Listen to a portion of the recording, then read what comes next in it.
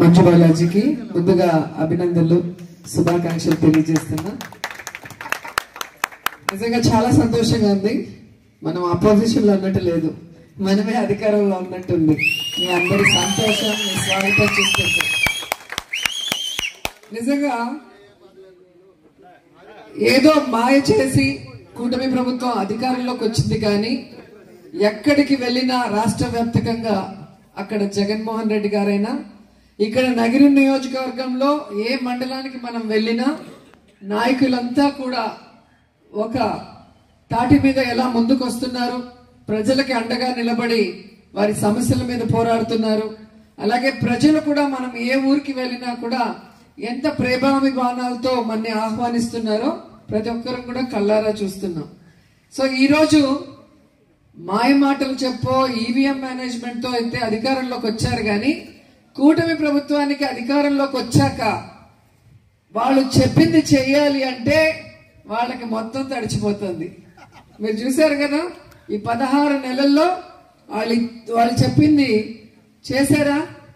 రాగానే చెప్పారు, ఏమన్నారు? ఇంటికి 1500 ఇస్తాము, 18 ఏళ్లు దాటితే ఎంతమంది ఆడపిల్లలు ఉంటే అంతమంది అన్నారు. మరి ఎక్కడ ఇచ్చారు? ఇచ్చారా? లేదు. పిల్లలకైతే మీకు ఉద్యోగం ఇస్తాం, లేకపోతే 3000 నిరుద్యోగ వృత్తి ఇస్తామన్నారు. ఇచ్చారా? ఇవ్వలేదు. రైతులకేమో సంవత్సరానికి 20,000 ఇస్తామన్నారు. 2 సంవత్సరాలు అవుతుంటే 40,000 ఇవ్వాలంటే 5,000 ఇచ్చి చేతులు దులుపుకున్నారు. అలాగే మీరు చూస్తే అమ్మఒడి, ఆయన యాంకర్ లాగా చంద్రబాబు నాయుడు తమ్ముళ్ళు ఒకరుంటే 15 ఇస్తా, ఇద్దరుంటే 30 ఇస్తా, ముగ్గురుంటే 45 ఇస్తా అని ఏ విధంగా మాట్లాడాడు. ఈ రోజు ఒక్క బిడ్డ ఉంటే ఆ బిడ్డకి సక్రమంగా 15,000 వేయలేని పరిస్థితిలో ఈ అనుభవం ఉందని చెప్పుకునే పెద్ద ఆయన రోజు చతికిల పట్టం మీరు కళ్ళారా చూశారు. నిజంగా నేను ఒకటే చెప్పగలను, వైఎస్ఆర్ గారైనా జగన్మోహన్ రెడ్డి గారైనా ప్రజల్ని సొంత మనుషులుగా భావించారు కాబట్టే వాళ్ళు చెప్పింది చెప్పినట్టుగా చేయగలిగారు. చేయటానికి వాళ్ళు ముందే ప్రణాళికలు రచించుకొని, అంటే ఎలక్షన్స్ అప్పుడే మనం వస్తే రాష్ట్ర బడ్జెట్ ఎంత ఉంది, మనం ఏం చేయగలం, ఎలా చేయాలి అని వాళ్ళు ప్లాన్ చేశారు. అధికారంలో కూర్చున్న మొదటి రోజు నుంచే చెప్పినవన్నీ కూడా చేయడం జరిగింది. కానీ ఇక్కడ ఒకరు కాదు, ఇద్దరు, ఇటేమో చంద్రబాబు నాయుడు, అటేమో పవన్ కళ్యాణ్. ఇద్దరు అసలు వాళ్ళు మేనిఫెస్టోలో ఏం పెట్టారో చూసుకున్నారో లేదో తెలియదు, కానీ ఇద్దరు చక్కగా సంతకాలు అయితే పెట్టేశారు. ఇంటింటికి పంచి పెట్టారు, బాండ్లు ఇచ్చారు, దాంట్లో సంతకాలు పెట్టారు. కానీ ఈరోజు మీ ఇంటిలో ఇంతమంది ఉన్నారు, వీళ్ళు ఈ వెల్ఫేర్ కి ఎలిజిబిలిటీ, మీకు సంవత్సరానికి ఇంత వస్తుంది, 5 సంవత్సరాలకి ఇంత వస్తుందని బాండ్ పెట్టారే. అలాంటి బాండ్ కనుక అమెరికాలో కానీ ఇంకెక్కడైనా ఫారిన్ కంట్రీస్ లో సంతకాలు పెట్టి ఓటర్కి ఇచ్చి ఆ తర్వాత చెయ్యకపోతే జీవితాంతం జైల్లో పెడతారు. సో ఇలాంటి ఫ్రాడ్ అంటారు, ప్రజల్ని మోసం చేయటం అంటారు.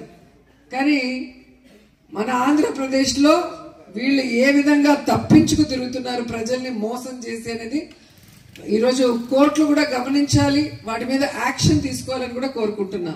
ఎందుకంటే మేనిఫెస్టో రిలీజ్ చేసినప్పుడు బీజేపీ వ్యక్తి ఆ మేనిఫెస్టోని తాకకుండా దూరంగా వెళ్లి తోసేశాడు, చూసుంటారు మీరు వీడియోలో.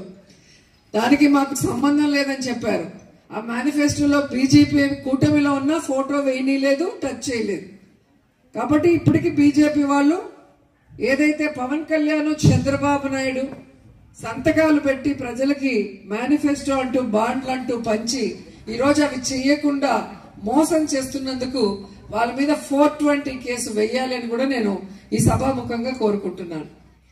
అండ్ రెండవది, ప్రజలందరూ కూడా ఈరోజు చాలా బాధపడుతున్నారు. జగన్మోహన్ రెడ్డి గారు ఉన్నప్పుడు గౌరవంగా ప్రతి కుటుంబానికి ఇల్లు కావాలన్నా, పెన్షన్ కావాలన్నా, రైతు భరోసా కావాలన్నా, అమ్మఒడి కావాలన్నా, ఫీజు రియంబర్స్మెంట్ కావాలన్నా ఏ ఆఫీస్ చుట్టూ తిరగనవసరం లేదు. మీ ఇంటికే వాలంటీర్ వచ్చి మీ ఇంట్లో మీకు ఏం సమస్య ఉంది, దాన్ని ఎలా పరిష్కరించాలో రాసుకొని వాటిని చేసి ఇచ్చారు. ఈరోజు ఆ పరిస్థితి లేదు. రేషన్ కావాలంటే క్యూలో నించాలి, యూరియా కావాలంటే క్యూలో నించాలి, పెన్షన్ కావాలంటే క్యూలో నించాలి. ఎంతమందికి పెన్షన్ తీసేశారో మీ అందరు చూశారు. వికలాంగులు పాపం పెన్షన్ లేక అల్లాడిపోతున్నారు. ఈరోజు 50 ఏళ్లకే పెన్షన్ ఇస్తామన్న పెద్ద మనిషి ఎస్సీ ఎస్టీ బీసీకి ఈరోజు ఇచ్చే పెన్షన్లకి కోత పెట్టాడు. 50 ఏళ్లకి అసలు జీరో. అంటే అధికారం కోసమే అబద్ధాలు చెప్పి ఆ తర్వాత ప్రజల్ని గాలికి వదిలేసిన చంద్రబాబు నాయుడిని నమ్మిన వాళ్ళు ఇప్పటికైనా బుద్ధి తెచ్చుకోవాలని కూడా కోరుకుంటున్నా. ఎందుకంటే ఆయన మొదటిసారి ముఖ్యమంత్రి అయితే నమ్మి మోసపోయామని చెప్పొచ్చు ఎవరైతే వాళ్ళకు ఓట్లు వేశారో వాళ్ళు.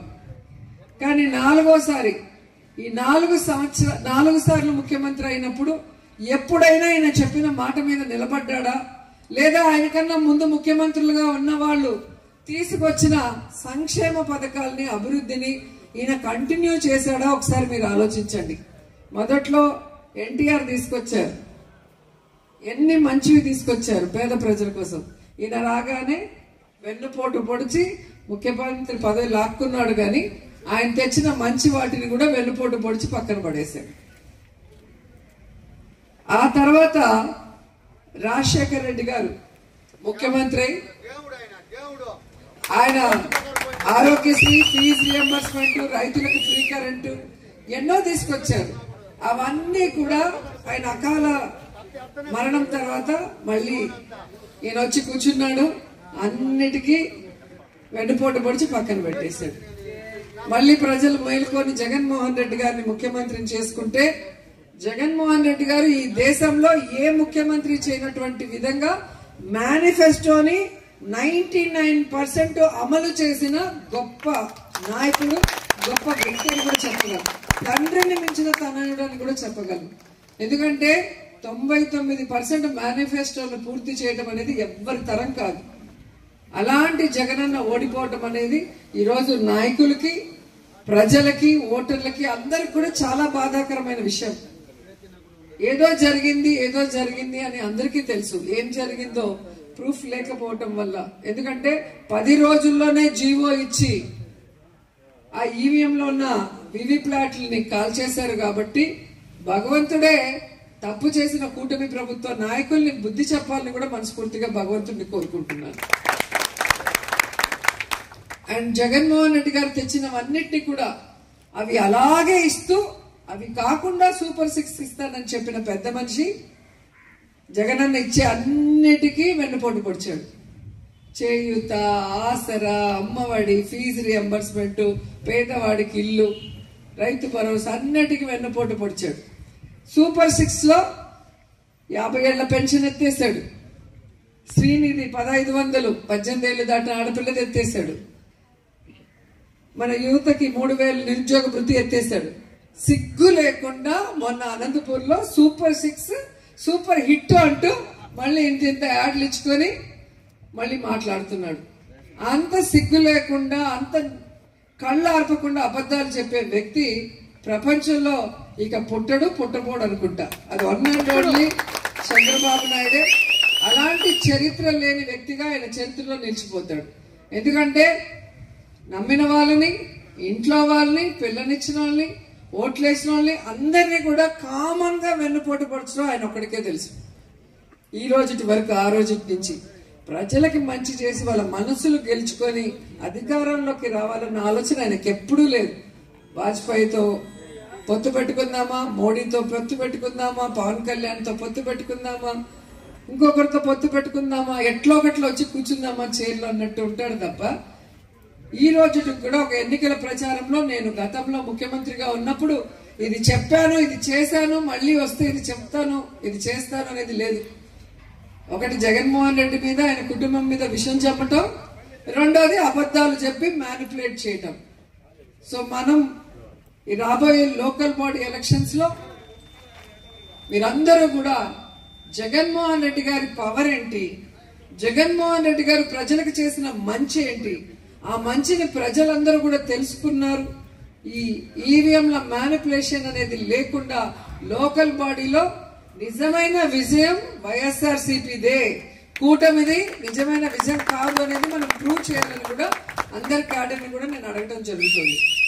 ఎందుకంటే మీకే తెలుసు, మనం గడప గడపకి వెళ్ళినప్పుడు ప్రతి ఇంట్లో ఎంతమంది ఉంటే అంతమందికి లబ్ధి చేయడం జరిగింది.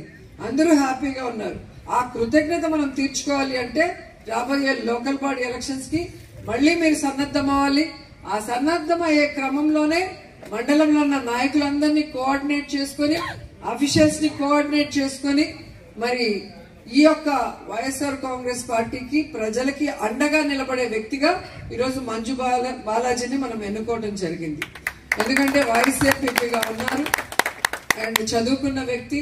ఈరోజు ఎంపీపీగా తను ఉంటే మరి అందరినీ కూడా కోఆర్డినేట్ చేసుకుని కార్యక్రమాలు ముందుకు తీసుకువెళ్తారు. ఎందుకంటే ఇప్పుడు మనం ఉన్నది అపోజిషన్ లో. ఈ అపోజిషన్ లో యాక్టివ్ గా ఉన్న వాళ్ళు కావాలి, ఆఫీస్ కి రావాలి. ఆఫీస్ లో మన మండలం తరఫున వచ్చే ప్రజలకు గాని పార్టీ వాళ్ళకు గాని వాళ్ళు చెప్పేవన్నీ వినతులు వినాలి. అఫీషియల్ తో కోఆర్డినేట్ చేసుకుని ఆ సమస్యలు తీర్చాలి. అలాగే పార్టీ కార్యక్రమాలు ఏవైతే జగన్మోహన్ రెడ్డి గారు ఇస్తారో, అలాగే మాకిచ్చినవి మేమేవైతే చెప్తామో ఇక్కడ లోకల్వి, అవన్నీ కూడా నాయకులతో కలుపుకొని వారి సలహాలు సూచనలు తీసుకొని మంజు బాలాజీ మరి పార్టీని పటిష్టపరుస్తారన్న నమ్మకంతో ఈ రోజు ఆయన ఎన్నుకోవడం జరిగింది. సో ఎంపీటీసీలు ముఖ్య నాయకుల సలహాలు సూచనలు తీసుకొని వారందరినీ కూడా మరి చక్కగా కోఆర్డినేట్ చేసుకొని వాళ్ళకు కూడా వాళ్ళ యొక్క ప్రాంతంలో మంచి పేరు వచ్చేలాగా మండల ఫండ్స్ నుంచి కూడా సపోర్టివ్ గా ఉంటూ కార్యక్రమాలు చేయాలని మంజు బాలాజీని కోరుకుంటూ ఈరోజు ఎంత అభిమానంతో నగిరి నియోజకవర్గంలో ఉన్న నాయకులందరూ, మండలంలో ఉన్న నాయకులందరూ కూడా వచ్చి మంజు బాలాజీని మరి బ్లెస్ చేసి శుభాకాంక్షలు తెలుపడం చాలా సంతోషంగా ఉంది. శుభ పరిణామంగా కూడా తెలుస్తోంది. ఎందుకంటే ఈరోజు తప్పుడు కేసులు పెడుతూ రెడ్ బుక్ రాజ్యాంగం అంటూ మనల్ని భయపెడుతున్నా ఎక్కడ ఎవరు భయపడకుండా బెదరకుండా ప్రతి కార్యక్రమానికి కూడా వస్తూ ఈరోజు ప్రజలకి అండగా నిలబడుతూ, రైతులకు అండగా నిలబడుతూ, మహిళలకి అండగా నిలబడుతూ ఆ సమస్యల్ని పోరాటమే కాకుండా పార్టీ కార్యక్రమాలకు కూడా ఇంత పెద్ద ఎత్తున వచ్చి మీ సంఘీభావం తెలిపినందుకు కృతజ్ఞతలు తెలియజేసుకుంటూ, సో ఈ కార్యక్రమాన్ని మరి విజయవంతం చేసిన జిల్లా అధ్యక్షులు గారికి కృతజ్ఞత.